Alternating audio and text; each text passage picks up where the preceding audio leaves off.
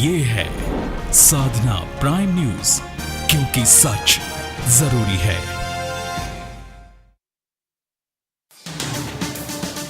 देश आज मना रहा है 67वां गणतंत्र दिवस। राष्ट्रपति प्रणब मुखर्जी, प्रधानमंत्री नरेंद्र मोदी सहित तमाम राजनेताओं ने दी देशवासियों को शुभकामनाएं। गणतंत्र दिवस कार्यक्रम में देखी देश की आन बान शान। अमृतसर के वाघा बॉर्डर पर बीटिंग द रिट्रीट में अनोखी परेड। बीएसएफ जवान और पाक रेंजर्स ने मिलाया हाथ। परेड देखने के लिए पहुंचे हजारों लोग।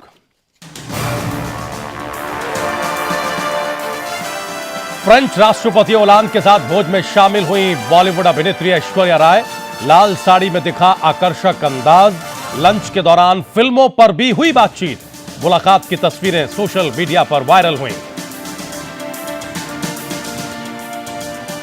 शनि शिंगणापुर मंदिर में पूजा करने जा रही 450 महिलाओं को पुलिस ने महाराष्ट्र के सुपा में रोका। रणरागिणी भूमाता ब्रिगेड से जुड़ी हैं ये सभी महिलाएं। मंदिर में महिलाओं को पूजा करने की नहीं है इजाजत।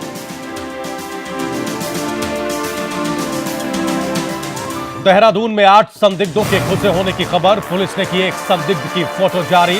7 संदिग्धों की नहीं है अभी तक कोई जानकारी। खुफिया एजेंसियां तलाश में जुटी। डीजीपी बीएस सिद्धू का बयान। देहरादून हरिद्वार में विशेष सुरक्षा के निर्देश जारी किए गए। गणतंत्र दिवस के मौके पर साहिबाबाद में ब्लड डोनेशन कैंप का आयोजन। साधना प्राइम न्यूज के एमडी मोहसिन खान ने ब्लड देने वालों का हौसला बढ़ाया। लोगों ने कैंप में बढ़ चढ़कर हिस्सा लिया। और पहले T20 मुकाबले में टीम इंडिया ने ऑस्ट्रेलिया को 37 रनों से मात दी। 3 मैचों की सीरीज में भारत ने 1-0 से बढ़त बनाई। विराट कोहली बने मैन ऑफ द मैच।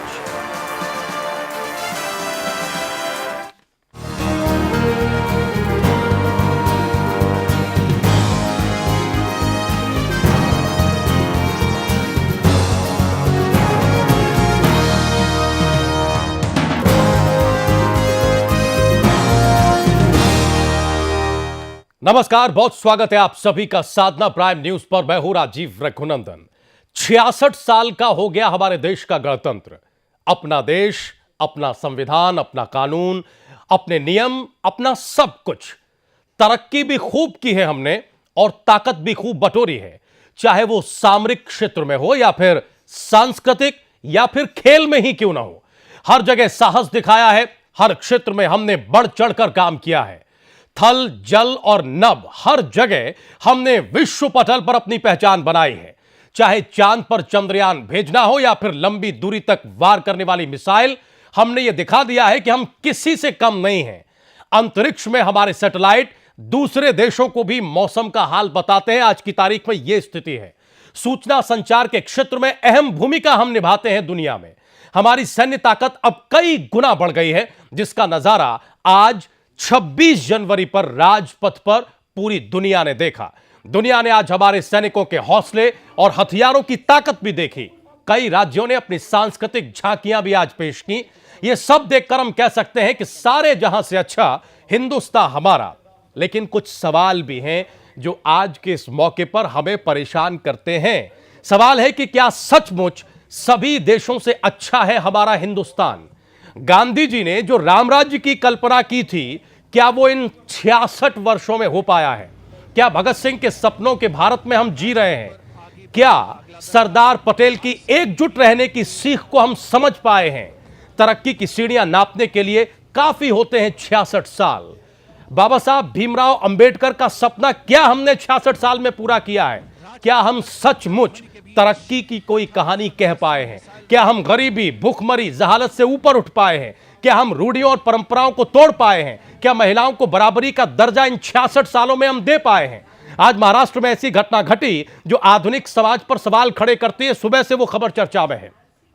खबर है कि महाराष्ट्र के अहमदनगर के शनि मंदिर में आज महिलाओं को पूजा करने से रोक दिया गया।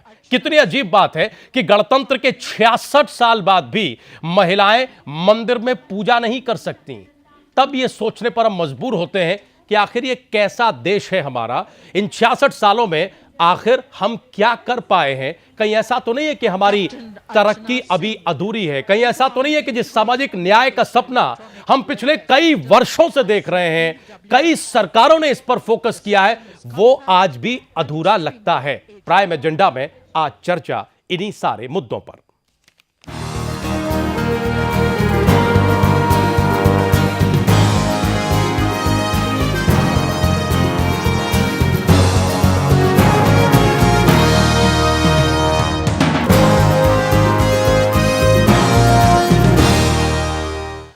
इन सभी सवालों पर बातचीत करने के लिए हमारे साथ एक बेहद खास पैनल मौजूद है, बेहद सम्मानित पैनल मौजूद है। हम बहुत जल्दी से अपने पैनल से आपका परिचय करा दें। आज की इस डिबेट में हिस्सा लेने के लिए हमारे साथ हैं बहुत ही सीनियर, बहुत ही सम्मानित वरिष्ठ राजनीतिक विश्लेषक प्रोफेसर MM वर्मा साहब। वर्मा जी, बहुत स्वागत है आज की इस डिबेट में आपका। हमारे साथ बहुत ही सम्मानीय, बहुत ही वरिष्ठ दलित चिंतक चंद्रभान जी हैं। चंद्रभान जी, आपका भी बहुत बहुत स्वागत है प्राइम एजेंडा की आज की इस डिबेट में। और हमारे साथ बहुत ही सम्मानित वरिष्ठ पत्रकार पीयूष पंत जी आज की इस डिबेट में हैं। वर्मा जी, सीधे हम आपके पास आना चाहेंगे। सबसे पहले हम पहला कमेंट लेना चाहेंगे। आज वो दिन है जब हमें फख्र करना चाहिए, गौरव करना चाहिए। जब हम पीछे मुड़कर देखते हैं तो हमें ये पता लगता है कि हमने कहां से यात्रा शुरू की थी आजादी के बाद और हम आज कहां पहुंचे हैं। पहली प्रतिक्रिया दीजिए। आज हम 66वीं वर्षगांठ और 67वां जन्म दिवस मना रहे हैं अपने गणतंत्र का। क्या हमें वाकई फख्र करना चाहिए?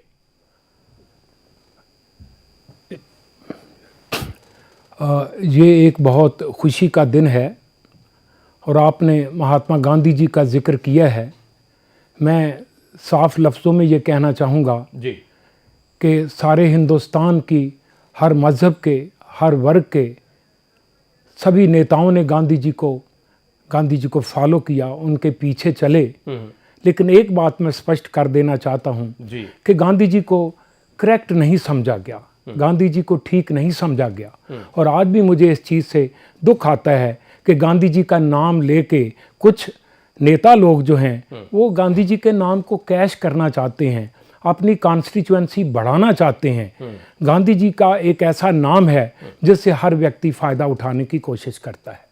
अभी चंद रोज़ पहले हमने गांधी पीस कन्वेंशन, 2 दिन की गांधी पीस कन्वेंशन की जी, और जिसमें डॉक्टर राधा भट्ट जो कि गांधी पीस फाउंडेशन की चेयरपर्सन थी, उसके अलावा Gandhi national museum and library जिसके डायरेक्टर डॉक्टर अन्ना मलाई थे, वो भी हाजिर थे जी।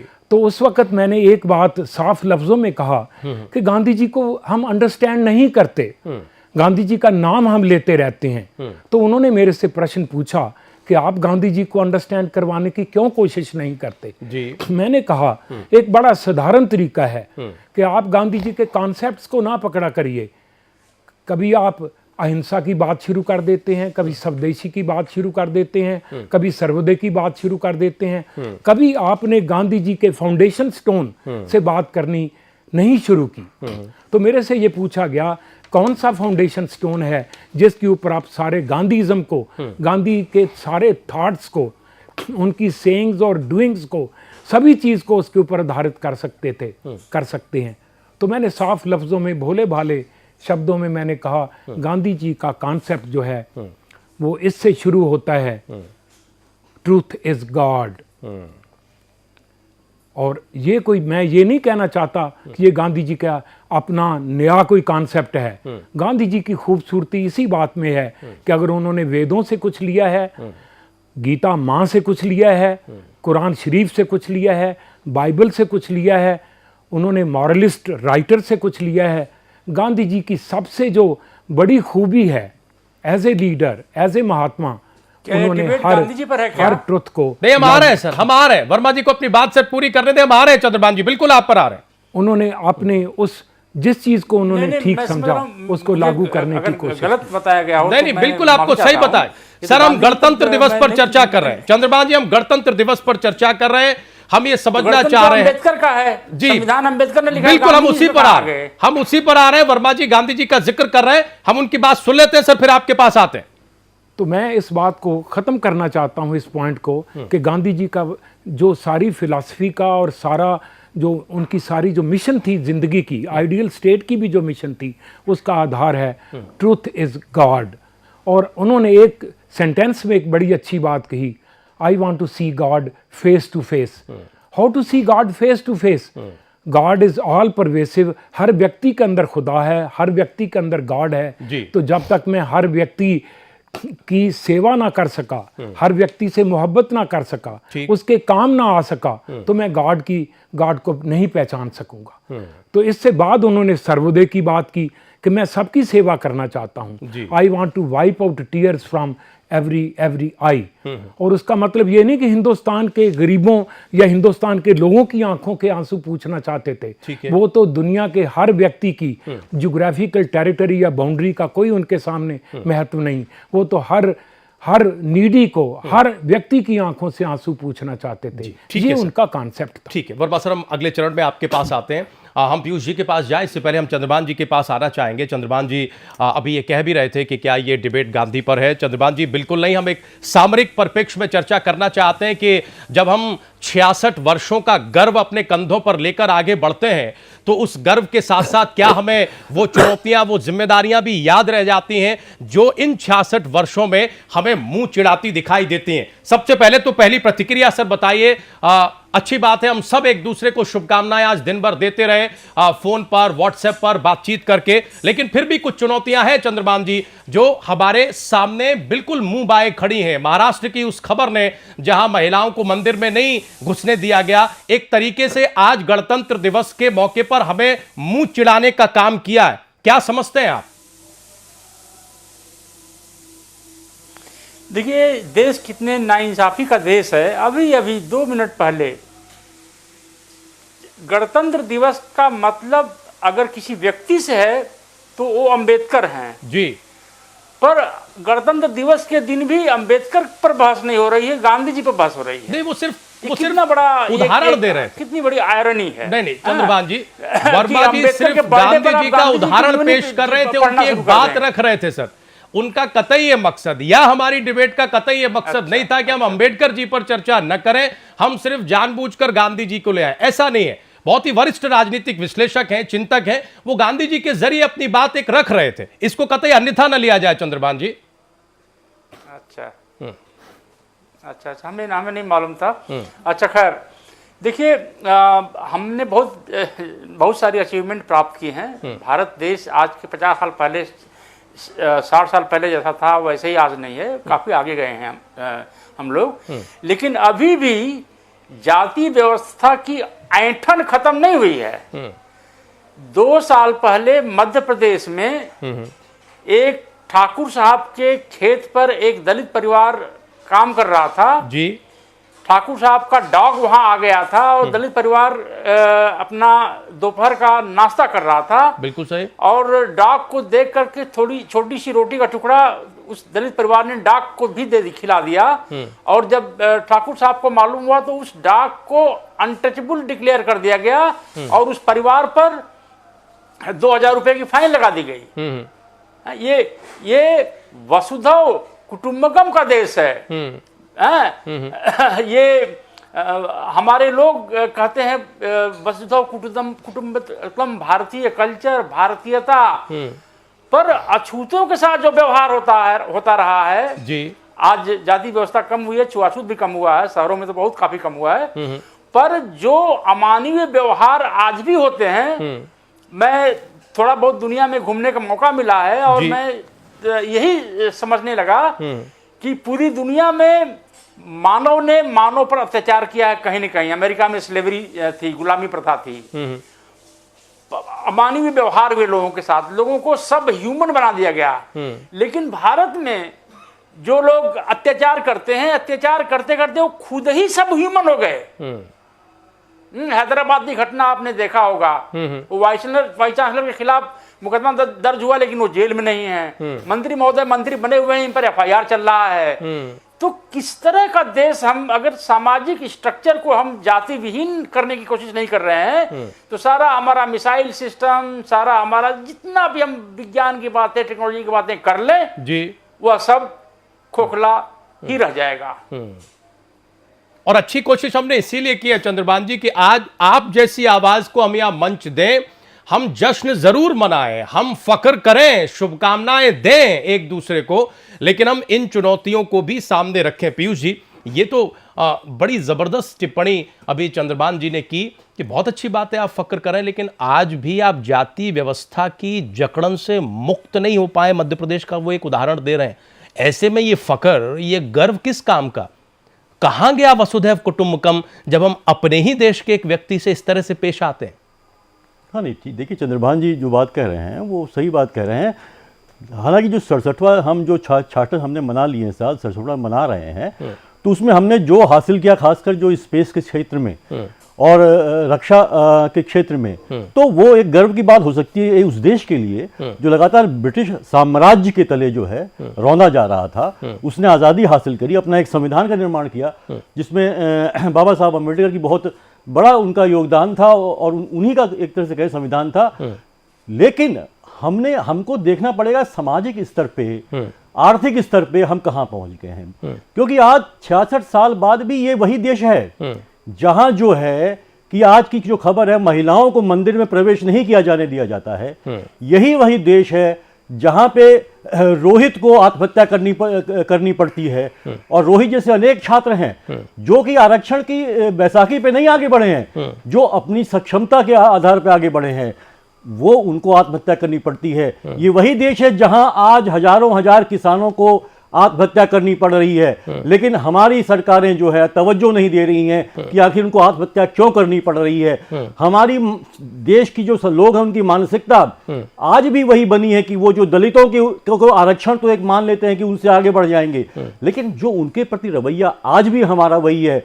हरियाणा में आज भी दलितों के घर जला दिए जाते हैं, पूरे देश के अनेक हिस्सों में दलितों के घर जला दिए जाते हैं, और आप कहते हैं कि हम बहुत आगे बढ़ गए हैं, आप कहते हैं कि हमने बहुत विकास कर लिया है। कैसा विकास कर लिया है? अगर आपका आज भी देखिए, विश्व बैंक की अभी 14-15 की रिपोर्ट आई है जिसमें कहा गया है कि सबसे दुनिया के 30% गरीब लोग जो है वो भारत जैसे देश में रहते हैं। तो ये स्थिति आपकी बनी हुई है। तो आप ठीक है, आपने विकास किया, आपने अपने जो है कि स्पेस के क्षेत्र में काफी विकास किया, कुछ हथियार आप बनाते रहते हैं वो किया आपने, लेकिन बाकी आपका देश आज भी कर्ज में डूबा हुआ है।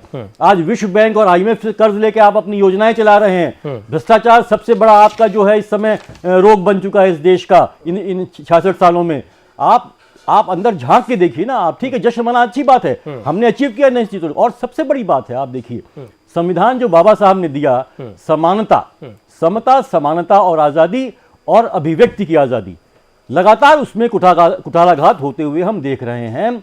आज से जो है जितने 66 साल से हम देखें आज, और वो समय अब सबसे ज्यादा संकट का है आज। हम जो देख रहे हैं कि लगातार आपके कहने पे, अभिव्यक्ति पे भी जो है अंकुश लगाया जा रहा है। यहां तक कि राष्ट्रपति महोदय को भी कल अपने भाषण में ये बात इंगित करनी पड़ी कि ये जो कहने की आपकी जो आजादी है, जो सवाल उठाने की आजादी है, उसको बरकरार रखा जाना चाहिए। तो ये बहुत ज्वलंत सवाल हैं जो आप विकास की बहुत बड़ी बातें डींग हाँकते रहे, लेकिन सामाजिक स्तर पे हम कहां जा रहे हैं? हम व्यक्तिगत स्तर पे, हम लोगों के साथ व्यवहार के स्तर पे देखिए, एक रिपब्लिक गणतंत्र क्या होता है? जहां सारे लोग, हर धर्म के, हर मजहब के, हर जात के लोगों एक साथ उनको हम लेके चले, एक समरसतापूर्ण समाज जहां का निर्माण जहां हम करें, जहां हम राज्यों के उनके अधिकारों का सम्मान करें। लेकिन हम क्या देख रहे हैं पिछले कुछ सालों में, चाहे वो यूपीए सरकार हो, चाहे नई एनडीए सरकार हो, वो लगातार बातें तो करती, फेडरलिज्म की बातें करती हैं, लेकिन लगातार दूसरे दरवाजे से वो जो है राज्य सरकारों पे हमला करती जाती है। आप देखिए अरुणाचल प्रदेश का उदाहरण सबसे लेटेस्ट उदाहरण है, जहां किस तरह से वहां पे मैनिपुलेट करके राष्ट्रपति शासन लगवाया गया। वर्मा जी को लाएं, जो टिप्पणी आप कर रहे हैं, हम एक बार चंद्रभान जी के पास फिर जाना चाहेंगे। चंद्रभान जी, क्यों ऐसा है कि हमने इन 66 वर्षों में भी जो विकास की परिभाषा गढ़ी है उसमें सामाजिक न्याय और सामाजिक समरसता को थोड़ा पीछे धकेल दिया है? क्यों? क्या नजरिया है आपका, क्यों ऐसा हुआ? और दूसरा यह कि जो हमारा पॉलिटिकल सिस्टम है, जो हमारा राजनीतिक सिस्टम है, जिसके ऊपर यह सबसे बड़ी जिम्मेदारी है, वो इस मसले को सही से एड्रेस क्यों नहीं कर पाया? और उसे याद भी अगर आती है इन सारी चीजों की, तो वो चुनाव के आसपास क्यों? सर, मैं 2002 में अमेरिका गया था और कई जगह मुझे लेक्चर के लिए बुलाया गया, कई यूनिवर्सिटीज़ में। तो एक यूनिवर्सिटी में एक दर्शक ने लंच के दौरान मुझसे ये कहा, जी प्रसाद जी, एक थे विवेकानंद, अमेरिका आए और पूरे अमेरिकन का दिल जीत लिया, हाँ, और उन्होंने ये सिद्ध किया कि भारत के लोगों का आचरण सबसे श्रेष्ठ है और मनुष्य का आचरण ही मनुष्य को मनुष्य बनाता है। एक आप हैं, अपने देश का भेद खोल रहे हैं यहाँ पर। तो मैंने कहा कि सॉरी, मैं ये नहीं समझ रहा था कि हमारा भेद खुल रहा है। देखिए, हम भारत के लोग, खासतौर से हिंदू समाज जो है, हमेशा ही अपने को दुनिया में सर्वश्रेष्ठ समझता है। मैं एक उदाहरण दूं, बाबा साहब ने इस देश को संविधान दिया, उसके बाद 2 बार चुनाव लड़े और दोनों बार चुनाव हार गए जी। जेफरसन अमेरिका में वहां का इंडिपेंडेंस का डिक्लेरेशन लिखते हैं और वो राष्ट्रपति बन जाते हैं। अभी इसी मई में प्रतापगढ़ के एक गांव में 2 सगे दलित भाई, एक मजदूर के बच्चे, IIT एंट्रेंस टेस्ट ओपन में क्लियर किया।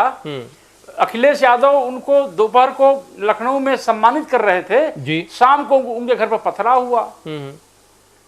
हम लोग जब बातें करते हैं, अभी पिछले 1 हफ्ते में जो आपने देखा होगा स्टूडियो में जो बातें हो रही हैं, जी जी, जिस तरह से मैंने गांवों में अपने बचपन में दबंगों को बातें करते देखा है दलित बस्ती में आकर के, वैसे ही लोग टेलीविजन स्टूडियो में आके बातें कर रहे थे, किसी खास एक पक्ष के लोग। मैंने कहा कि आपकी दबंगई अब नहीं चलेगी, इतना तो भारत बदला है। दलितों में मिडिल क्लास पैदा हुआ है, इतना तो भारत बदला है। शहरों में अब रेस्टोरेंट में और होटल में किसी की जाति नहीं पूछी जाती है, ये तो भारत बदला है। इसकी हमें इसको स्वीकार करना चाहिए। पर साथ ही साथ भारत के लोगों ने यह नहीं सीखा है, यह कहना नहीं सीखा है और न सुनना चाहते हैं कि हमारी सभ्यता में, हमारे धार्मिक में, हमारे संस्कारों में कुछ बड़े फॉल्ट लाइन्स हैं। अगर उन फॉल्ट लाइन्स को हम एड्रेस नहीं करेंगे तो इकोनॉमिकली और साइंस के मामले में कितना भी आप आगे बढ़ जाएं, दुनिया में लोग सवाल पूछते रहेंगे कि आपका समाज कैसा है। और यही हो रहा है, और इसीलिए हम भी आज ये चर्चा करें। वर्मा जी, हम जरा आपके नजरिए से समझना चाहेंगे, ये फॉल्ट लाइन हम एड्रेस क्यों नहीं कर पाए? हम सोचते समझते बहुत हैं। इस जो पीछे अभी पार्लियामेंट का सेशन गया, हमने बाकायदा संविधान पर चर्चा की, हमारे देश के सभी राजनेताओं ने इस पर टिप्पणियां की, लेकिन स्थिति अब ये हो गई है कि हम एक शब्द इस्तेमाल करते हैं सिर्फ शब्द के लिए, लेकिन हमारा व्यवहार उससे नहीं बदलता। अभी एक उदाहरण जो चंद्रभान जी दे रहे थे कि 2 दलित बच्चे जिन्होंने IIT क्रैक किया, उन्हें अखिलेश यादव बतौर मुख्यमंत्री सम्मानित करते हैं, लेकिन शाम को ही उनके घर पर पथराव होता है। ये कैसे बदलेगा सर? और ये क्यों नहीं बदला अब तक? इसे एड्रेस करने की कोशिश क्यों नहीं की गई? वर्मा जी, हम अपने ग्रंथों की तरफ इशारा करते हैं, वेदों की बात करते हैं, उपनिषद की बात करते हैं, भगवत गीता की बात करते हैं, और हमारे दूसरे भाई, दूसरे मजहब के लोग, वो अपने अपने स्पिरिचुअल स्क्रिप्चर्स की बात करते हैं। लेकिन अफसोस इस बात का है कि कोई भी उनको इन स्क्रिप्चर्स के करेक्ट मीनिंग समझाने वाले लोग नहीं हैं। उनको मिसलीड किया जाता है, उन लोगों को बांटा जाता है। अगर कोई वेदों की बात माने तो वेदों में तो स्पष्ट लिखा गया है, truth is one, the wise call it by many names. और उसके बाद ये समझाया गया है, टॉलरेंस रखो, चारों तरफ देखो, ज्ञान हर तरफ से प्राप्त करो। ज्ञान किसी की मोनोपोली नहीं होता।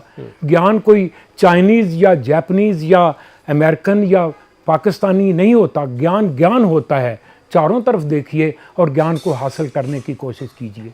मुझे सबसे बड़ा दुख इस बात का आता है कि हम खोखले नारे लगाते रहते हैं, वासुदेवम कुटुंबकम। ये भी एक खोखला कॉन्सेप्ट बन चुका है, क्योंकि हम इसको अमली जामा नहीं पहनाते।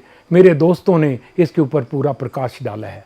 मैं एक चीज़ बताना चाहता हूँ कि हमारे देश में जो मुझे सबसे बड़े दुख की बात लगती है, डेवलपमेंट से एक तरफ रही, कि हमारे लोगों को बांटा जाता है, मज़हब के नाम पे बांटा जाता है, कल्चर्स के नाम पे बांटा जाता है, और उनकी कॉन्स्टिट्यूएंसीज बनाई जाती हैं ताकि उनके वोटों को बटोरा जा सके, वोटों पे मोनोपोली और अपनी मोनोपोली कायम की जा सके।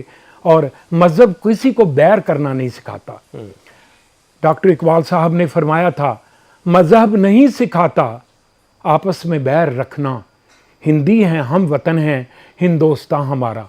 जो हम नारे लगाते हैं उन नारों का, वो नारे खोखले नारे लगाते हैं। हमें अपने मजहब के लोगों को, अपनी जातियों के लोगों को एकता, मोहब्बत, यूनिटी सिखाने की जरूरत है। बल्कि हम सारा जो एम्फेसिस है वो ऊपर की बातों के ऊपर, खोखले बातों के ऊपर होता है। लिबास के ऊपर, पगड़ी कैसे होनी चाहिए, लिबास कैसा होना चाहिए, पजामे कैसे बनने चाहिए, लेकिन इन चीजों में मजहब नहीं छुपा होता। वर्मा सर, लेकिन हमारा मूल सवाल ये था जो चंद्रभान जी ने टिप्पणी की, हम ये जानना चाहते हैं कि ये दायरा क्यों छूट गया।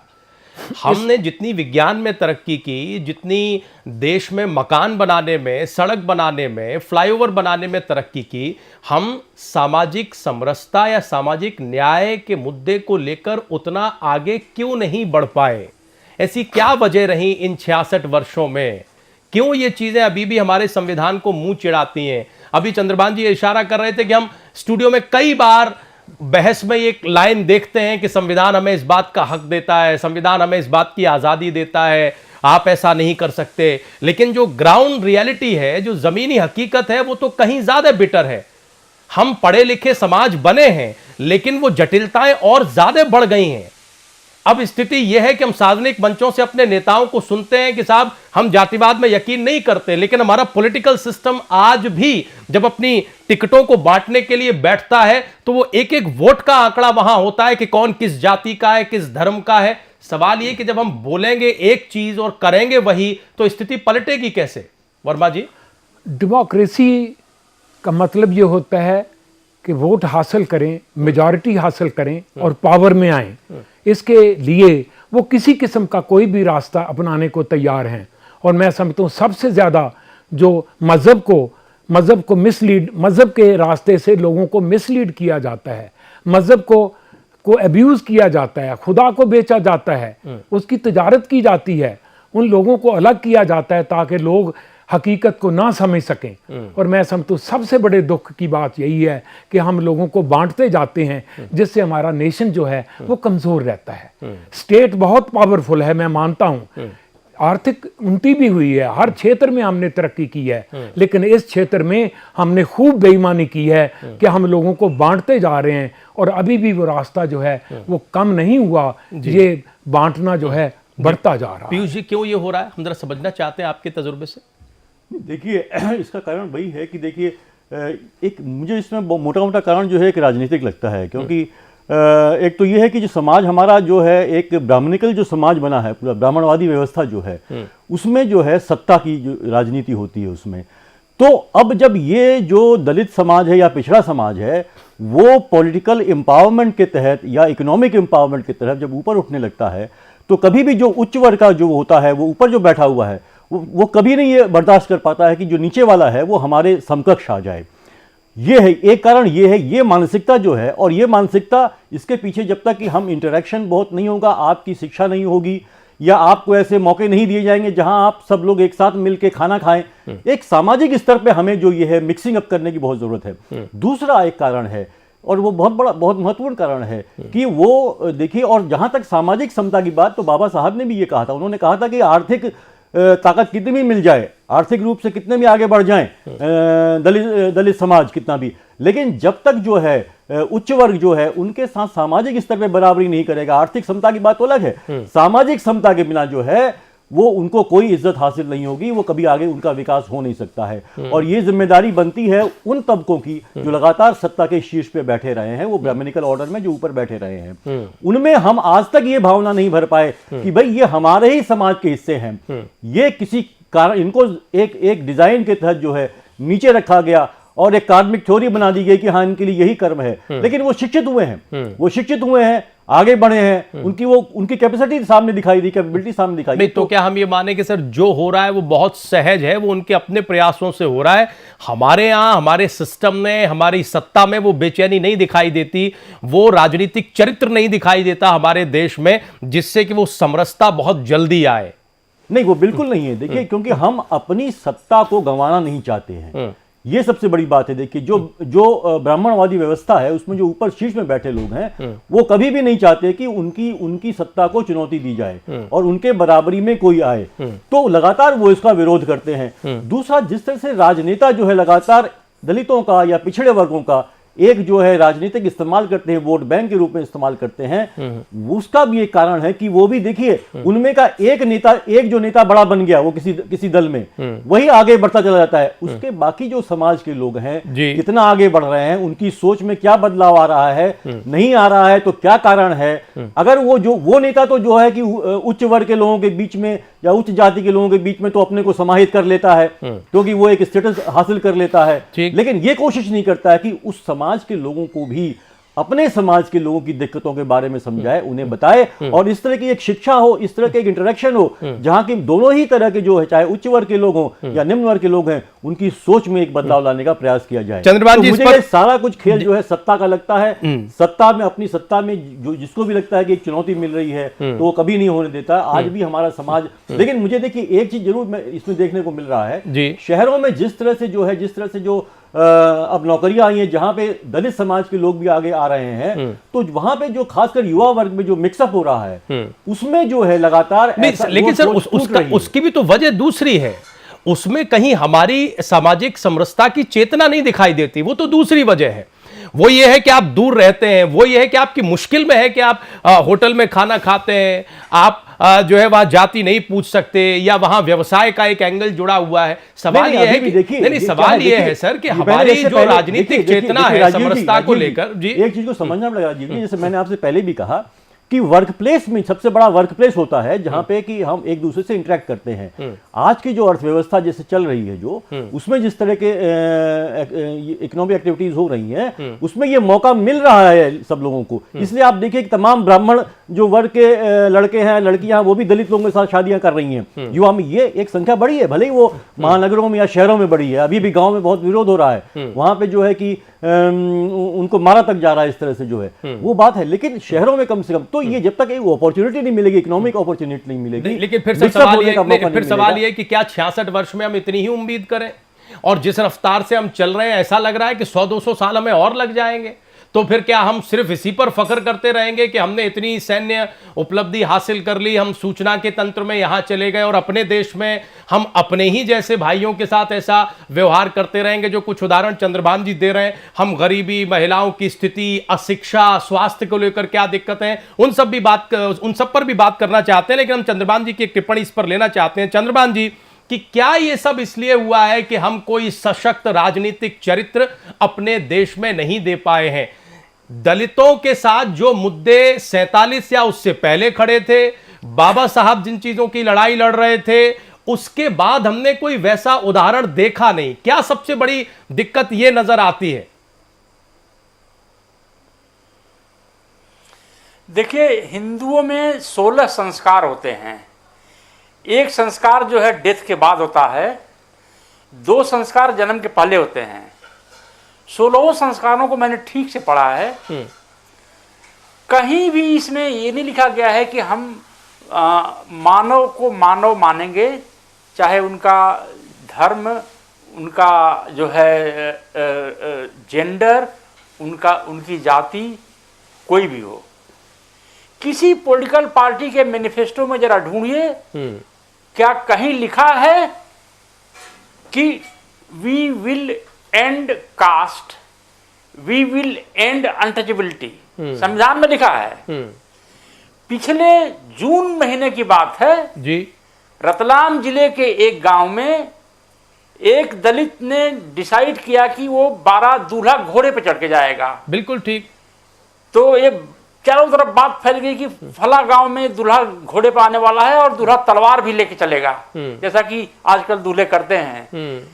तो हंगामा मच गया, पुलिस ने पंचायत की, तो गांव के जो गैर दलित लोग हैं उन्होंने कहा कि आप कार में क्यों नहीं आते, आप कार में आओ, आप सूट पहन के आओ, लेकिन घोड़े पर आना और साथ में तलवार लेके चलना ये हमें मंजूर नहीं है। फाइनली कुछ फैसला नहीं हो पाया, तो दूल्हे को हेलमेट पहनना पड़ा, पुलिस वालों को हेलमेट पहनकर उसको सुरक्षा देनी पड़ी। कई पुलिस वाले घायल हुए, 16 बाराती भी घायल हुए। तो ये किस युग में हम रह रहे हैं? और ऐसा क्यों नहीं है कि आप पॉलिटिशियंस को हम क्यों दोष दें? हमारे स्कॉलर्स, हमारे इंटेलेक्चुअल्स, हमारे जर्नलिस्ट यह बात चंद्रभान प्रसाद ही क्यों कह रहे हैं? यह बात बाकी हमारे जो दलित इंटेलेक्चुअल्स हैं जो लिखते हैं, टीवी आते हैं, यह बात दलित साइड से ही क्यों कही जा रही है?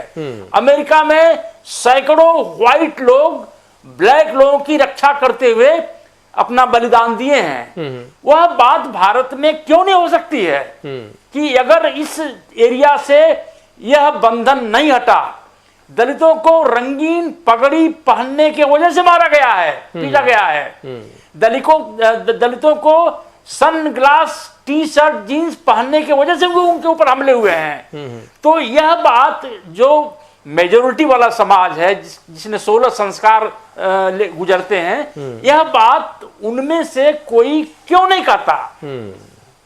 बड़ी महत्वपूर्ण बात आप कह रहे हैं। और हम अपने दर्शकों को बता दें कि हम गणतंत्र पर फक्र करते हैं और करना चाहते हैं, लेकिन जो बात यहाँ वर्मा जी कह रहे हैं, पीयूष जी जिस बात पर रोशनी डाल रहे हैं, या चंद्रभान जी जिस बात को कह रहे हैं, ये हमारे इस गणतंत्र पर ऐसे काले धब्बे की तरह हैं जिन्हें साफ किए बगैर हम उस फक्र को महसूस नहीं कर सकते हैं। यह भी कहा जाता है कि जितनी खुशियां आती हैं उतनी जिम्मेदारी भी लेकर आती हैं, यह भी हम सबकी जिम्मेदारी है। और अब दरअसल दो चीजें अक्सर हम डिबेट करते हैं ना स्टूडियो में, इंडिया और भारत को लेकर। भारत में जो दलितों की स्थिति है वो और ज्यादा चिंताजनक है। एक छोटे से ब्रेक के लिए हम रुक रहे हैं, ब्रेक के उस पार मुद्दे कई हैं। गरीबी हटाने में हमने 66 वर्षों में कितनी बड़ी भूमिका अदा की है? क्या हम महिलाओं की स्थिति बदल पाए हैं? आज भी हमारे लिए 66 साल बाद भी हमारे लिए बेटी बचाना एक चुनौती बनी हुई है। ऐसा क्यों है? और अगर चुनौतियों से निपटने की हमारी रफ्तार इतनी कम होगी तो आने वाले दिनों में हम तरक्की की बातें कैसे करेंगे? एक बहुत छोटा सा ब्रेक, तुरंत हाजिर हो रहा है।